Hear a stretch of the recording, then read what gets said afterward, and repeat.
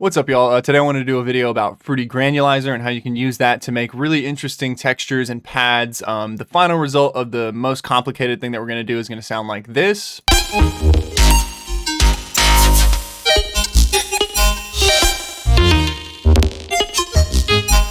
Right, and it sounds like a bunch of hard work went into that, but really, if you know the trick to get it, it's not a hard thing to do. But we're gonna start from the very beginning, and I'm just gonna kind of explain how Fruity Granulizer works. So the first thing I'm gonna do is load up a sample. I have this Reese that's in G sharp, so I'm gonna put that in there, and then use the cogwheel to get into this menu, and then click the wrench to get into this menu, and just make sure that my root note here is the same as my sample. So my Reese is in G sharp, my root note's in G sharp, and you can right click around here to pick whatever your sample's in. And that just makes sure that when you play a note on the keyboard or in the piano roll, it's at the correct pitch. Next, I'm gonna open up a Fruity limiter just to give an idea of what's going on inside this. So, all right, so now that we've got that set, the first thing I'm gonna do is turn my grain spacing all the way up. And so that's gonna kind of let me see my individual grains down here. Now, one thing to note about using Fruity Granulizer, or I think pretty much every granular synth, is when you change one of these knobs, it affects the rest of the knobs' relationships. You got to think of these as like all mathematically built to work together. So as I change my attack, my grain spacing changes. As I change my hold, my grain spacing changes. The wave spacing, I think, is a little bit more independent, but I'll just kind of start playing it so you can get an idea of what I'm talking about. So the attack is going to change the length of the attack and the decay. The hold is going to determine how long each of the grains holds for and sustains for. So as you can see, that's adding an attack and a decay, and it's also increasing the space between each of these grains. And then our hold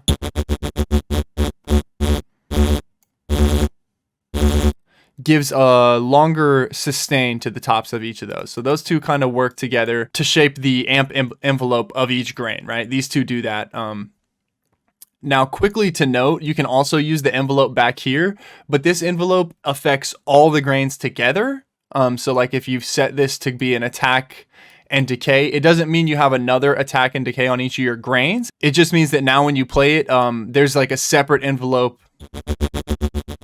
on all of the grains together, right? So same thing with the mod X, the mod Y, the pitch, all that. It only affects the whole synth together. It doesn't change each of your grains there, but you can use that as well. So then with our grain spacing here, what this knob does is changes the distance between the start of each grain, right? So it's changing how far each of these grains are apart. I'll change the grain spacing. You can kind of get an idea for that. So now I'm going to load in a loop so I can explain the wave spacing thing a little easier. So I've brought in a different loop. I'll pitch this one to A as well because it's an A minor sample.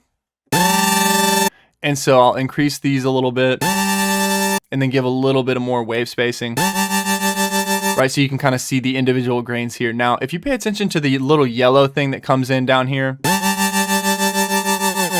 you'll be able to see that wave spacing, it's set to 100% right now. So if I increase it past 100, there's going to be more distance in this sample between each of these grains here. So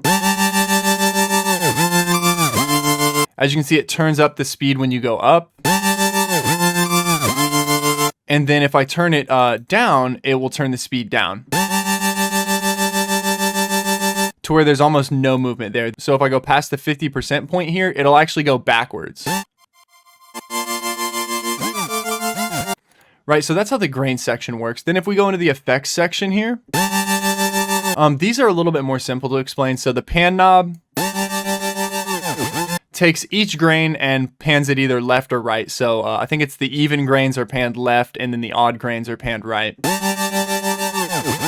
So then next we have the depth and speed knob, and these both work together. So there should be like a little thing connecting these up here. But basically what they do is change the wave spacing based on the speed of an LFO that you can set with this, and then the depth is like the amplitude of the change. So how much it's changing the wave spacing. So if I play this and then turn the depth up, just watch how the little yellow piece down there moves around.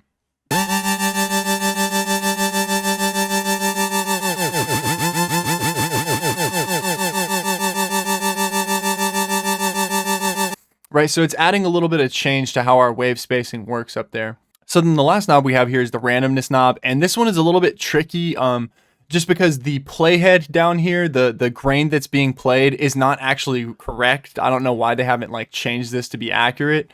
But basically, when you turn this up, it plays a random grain from the entire sample.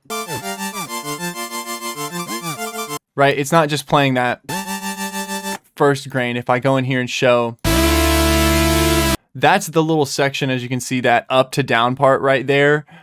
If this was actually correctly represented, the grain would be jumping all around this sample here. Right? That's accurate. Now it's just playing random grain. So that kind of hopefully explains that knob. So the next section, this little transient section, I'm going to load up a drum loop for. And then I'm going to really go quickly on this because I don't ever use this part of it, Fruity Granulizer. But basically what you can do is if you already have regions sliced into your sample, you can use those regions, or you can detect regions. And now you have like a separate hold that can set how long, basically like this hold is still active, but this is like another hold that holds on how long each of these segments is going to be used. So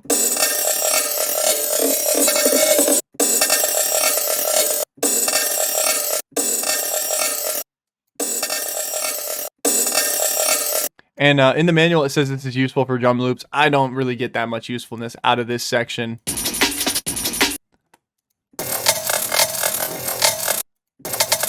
But I will say that this, if you turn it off, as you can see, we're not really playing a drum loop. Whereas if we do use the detect, it's kind of like it's playing the drum loop there. So that's all for that section. And then I'm going to go add one more sample in to show how the time knob works. So this basically just changes the start point, right?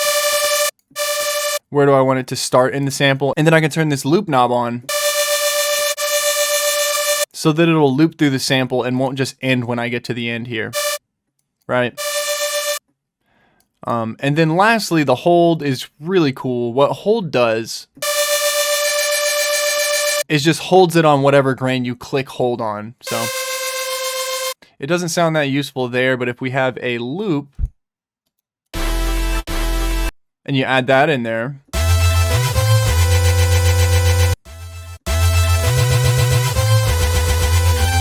you can like set a little point that you want to stutter on. Lastly, this key to pitch, what this does is determines how the keyboard interacts with the sampler. So when it's set to pitch, that's why we had determined our pitch earlier. When it's set to pitch, different notes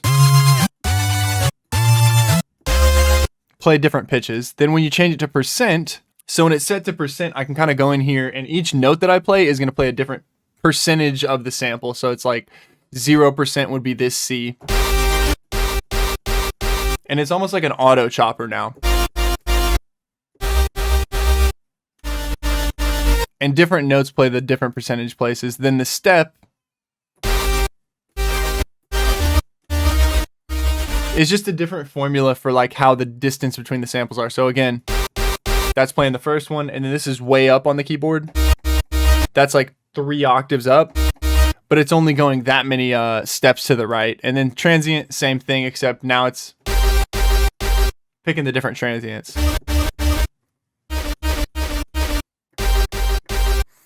So that's how that works. All right, so now that we've gone over how Fruity Granulizer works, let me go over 3 different ways that I end up using it. So the first one is this chord ambient pad example.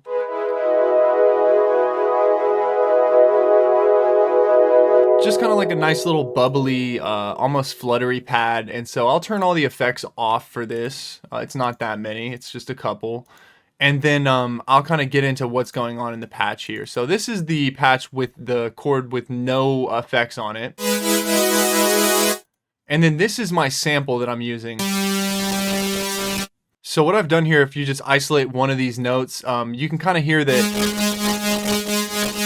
I've set the attack and hold values and grain spacing so that you can kind of hear each grain go on, but there's not too much distance between them. Wave spacing doesn't matter too much because it's all the same note, right? It doesn't change over that. It's not like a progression. And then I have a little bit of panning so you can hear bounces from left to right. None of those knobs, none of these knobs. And then I do have loop on so that it'll restart if it gets to the end. And then the next thing that I do here is I have all my notes kind of come in staggered. So if you don't stagger them, all the grains are going to be playing at the same time. So it almost sounds more like an LFO on the amplitude there. So I will say that I've automated the grain hold time. So this knob right here. So if I go in and change this to be a lot heavier of a curve, you can get like some interesting rhythms out of it, and it's just a good way to like randomize the sound that's going on. So I'll just kind of leave it how it is right now. And then going into my effects here, I've added an EQ to cut the brightness out of it. Then I put a reverb with mostly wetness, a little bit of dry. And then lastly, just a limiter to kind of glue the sound together. But you can go the opposite direction with that too if you want your flutters to be a little more pronounced.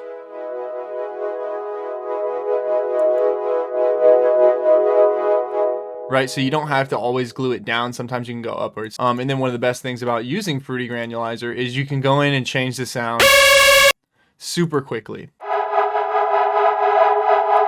From there, let me move into another thing that's the same type of sound, but doing it a different way. We have this little plucky guitar loop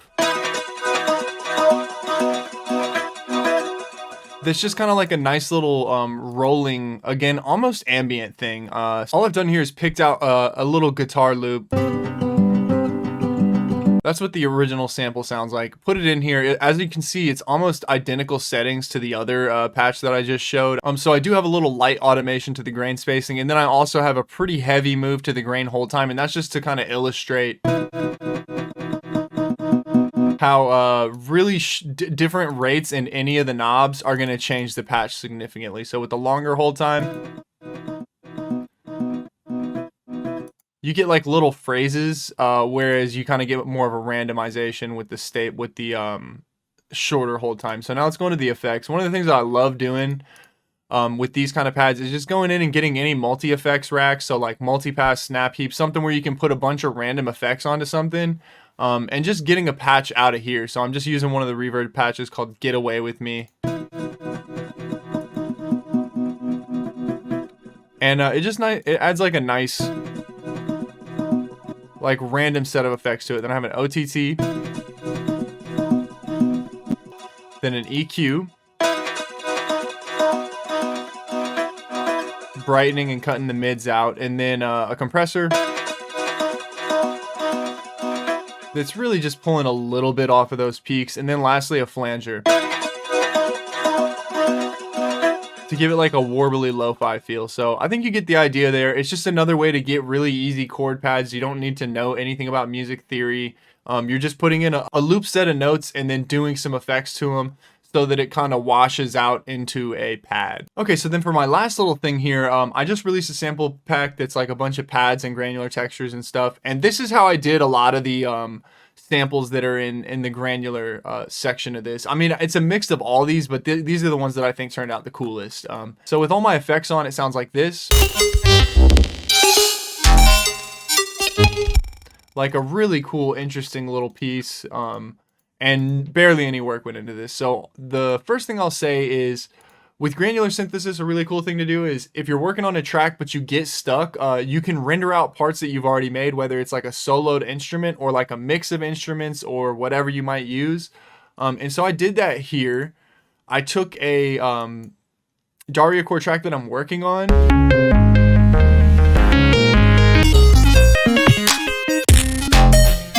and just rendered it without most of the drums, right? Like I turned off my main drum bus, and it's in G sharp. So I put it in here, tuned it to G sharp. Now, whenever I play a note, even if it's in a completely different track, it may, depending on how correctly I did the music theory, like I'm not that good at it, so I might have miskeyed it or something. I should be able to use this in other tracks now, right? I can use it in the same track really easily, but I can also use it in other ones. And as you can see here, I just automated all 4 of these top knobs. And then mainly the other thing too that I didn't do in the other patches is I turned randomness all the way up.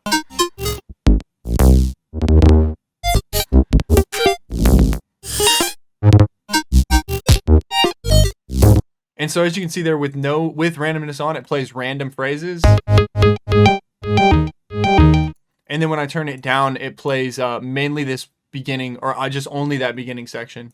So the one thing I'll say about the automations, all I did here was just doing random curves. You can do that by going to clicking this step knob here, and then I would go in and pick like a quarter or maybe even smaller.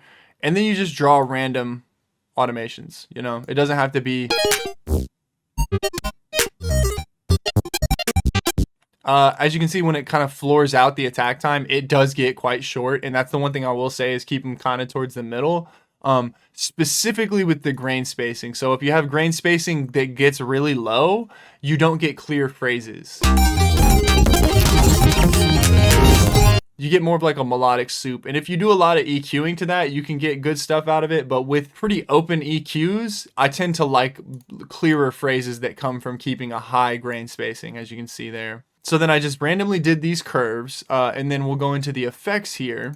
And firstly, I have an EQ with a low mid cut in it, and then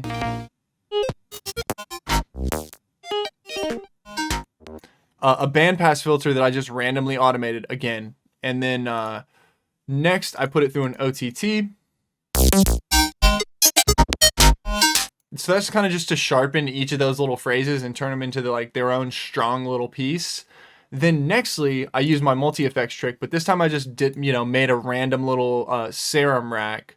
And then I have another phase filter in here that's also getting modulation on the cutoff, but the mix isn't all the way up. So it's not too important. These are mostly just random settings. And you can do the same thing using like any other multi-effects plugin, whatever you think is fun to use. So then next, I just have like a polishing EQ. And it might be a little too bright, but like what I'll tend to do is like draw my curves and then go back in here. And once I have my curves set, or once I have my automation set,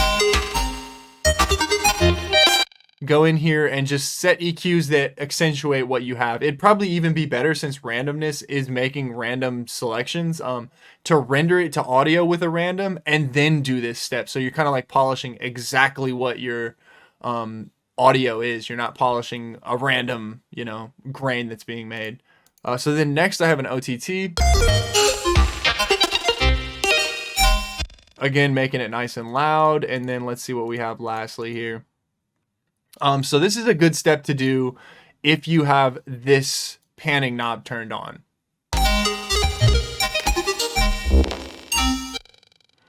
And what I've basically done here is just set a sideband. So this is only the side information.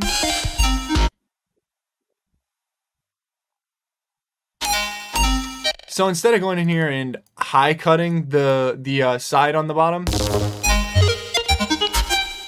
I tend to find it sounds a little nicer to do like a steep. So this is like a really heavy, right? If I go down, it's a super heavy EQ. But it's not like completely cutting it, which gives like phasing issues that I've noticed. It's kind of like gradually sloping it off. And then lastly, I just put on a V clip just to like tone in the transients on some of the grains that might get really high and loud. And so that is really it. I mean, I guess the last thing that I'll say, just for fun's sake, is now that I have this, I can just drop in random samples, right? And get completely different results out of it. I mean, not completely different, but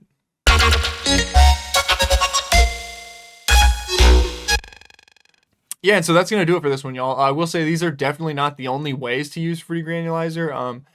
To me, Fruity Granulizer and a couple other granular synths sit in this like nice happy accident category, where it's like when I use them, I tend to get like unexpected results. And it's typically not stuff that I would be able to do if I was intentionally like using Serum to make a specific sound. So So hopefully you learned something from this. Definitely go check out the sample pack I just released. It's free. It was like a 1,000 subscriber thanks thing, so I just did a video about that. Go get that sample pack if you haven't. Thank you for watching, and I will see y'all in the next one.